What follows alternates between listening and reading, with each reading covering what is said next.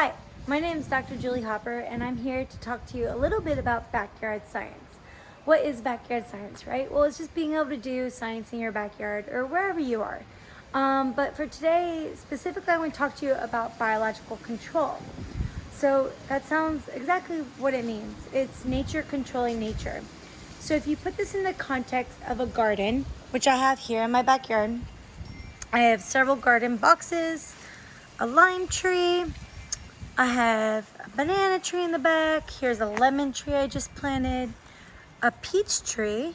You can actually see these growing peaches here. See these guys? They're starting to form. So in maybe a couple of weeks, I'll have peaches I can start to eat. And I have a pomegranate tree, a guava tree, right? Okay, so I have all this food potentially, right? But there's a problem. There's other organisms, namely insects, that want to eat my food too. So I'm going to show you some of these. So the ones I'm going to focus on today are called aphids and also lepidopteran larvae that are basically the larval stages of moths and butterflies. So I'm going to try and find some for you today. So if you're looking here at this plant, I'm going to try to zoom in there. You might be able to see this. So if I can get the camera here, I think you can see those right near my thumb. And those small things, those are aphids, right? And near those aphids, so they're eating all my food basically. They're feeding on that leaf. So things are going to get blurry for a second, but I'm going to try to find you. Well, here's even more aphids. If I can get that into focus there. And I'm going to try to find, I had a lepidopteran larvae on here earlier. And so see if I can find that. But basically, as a gardener, you don't want these types of insects on your plant. They're what I call the bad insects.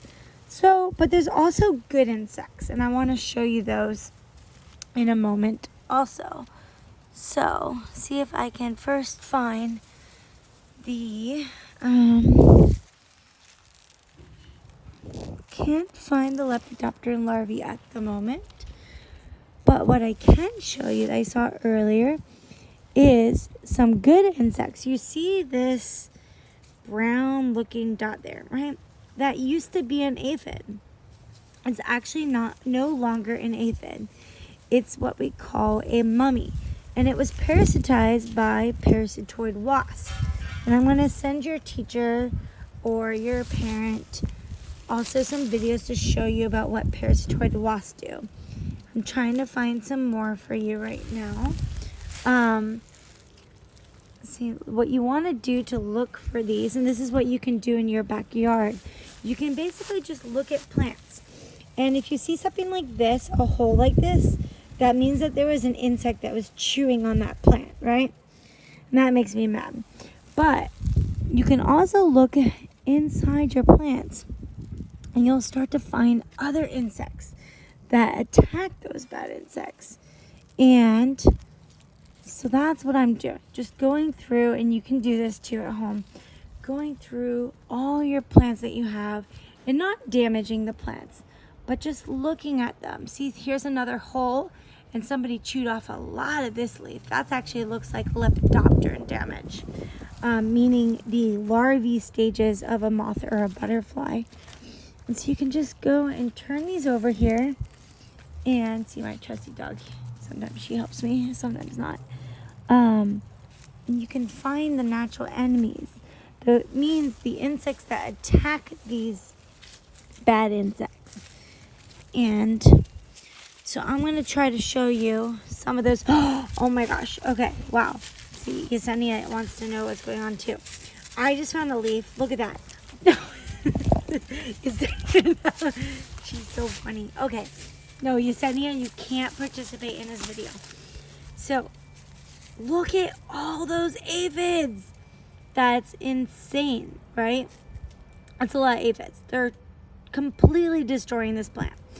So I want to zoom in on this because if you look near my thumb, is what used to be an aphid. You can tell it looks different than all the other aphids. It's brown, right? And that's because another organism laid its egg inside of it, and then that basically daughter or son of that parasitoid wasp burst out of this.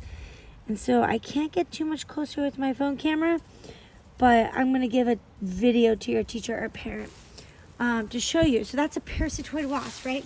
So they parasitize aphids. Other things that attack aphids are the larval stages of something called a syrphid fly. And it's a fly that looks like a bee because it's yellow and black, but it's a fly. And what happens is, if you notice in my garden, I have a lot of flowers. That's because I'm purposely trying to attract the parasitoid wasps and the syrphid flies. They drink the nectar from these flowers, you see? And then once they're like satisfied, the syrphid wasp will lay their eggs on things like my broccoli or my kale. And then once the eggs hatch, their larvae will eat the aphids. Similarly, parasitoid wasps, the parents will drink the nectar from the flowers, and then they'll lay their eggs directly in the aphids. And then they'll parasitize those aphids and burst out. So what you can do to look for these, like I said, is you just have to kind of look through each of these. I actually think I saw something. Maybe, did I? No, maybe not. I think I'm just overreacting. You have to look through each of these plants to try to find the pest and also the natural enemy. So I'm basically using these flowers for natural control of the bad insects to attract the good insects that eat the bad insects, right? So that's a form of conservation biocontrol, where we're basically making an area more diverse. So instead of just growing crops, I'm also growing flowers and providing resources for the good insects so that they want to come to my garden, right? So as a scientist, what you can do in your backyard, like I said, is you can inspect your plants for damage. So if you see something like this, see the leaf, how it's chewed and it's curved, usually there's something inside of it. At this point it left, or no, yeah, it did leave. But usually that's a sign of damage. And here you see something was damaging the plant. And that's a way you can find these insects. And you can plant those alyssum flowers, and you can actually watch the syrphid flies and the parasitoid wasps come to these flowers and drink the nectar. The only problem is right now, the time of day, they're not out right now as much. But it's really fun to do this at home. Also, if you don't have a big yard like this, it's okay. You can just get a pot, like one of these small planter pots, like right here, right? Plant some soil and plant some flowers nearby, and you can start to watch all this activity take place. The other thing you can do is, if you had food scraps, you can put them in what we call a compost bin. And I'm going to open this up and you're going to see a lot of stuff burst out. So whenever we eat food at my house, whatever scraps we have from our vegetables and fruits, we'll put them into this bin here. And you're going to see all these flies burst out. That's crazy. Okay, so what's happening, right, is these flies actually live off of this decomposing food matter. I know it doesn't sound yummy. Maybe you're grossed out right now. But basically, this is what your food looks like after you don't eat it and you throw it away. But what's cool about this is all these other insects are flourishing off of this food. And eventually what's going to happen is this side is actually compost that I've been keeping for a longer amount of time. I haven't added fresh stuff to it. It looks like dirt, right? That's because all the insects ate the food and pooped it out, and then it looks like dirt. The cool part about that is then I can add it to my garden bed, and it provides nutrition for all of the crops that I'm trying to grow and eat. So it's basically a kind of cradle to cradle system of where we're not creating waste, we're not putting the food waste in a landfill, but we're using it to grow more food. So I guess I will switch this back over to myself. There's my little trusty dog again, interrupting my show here.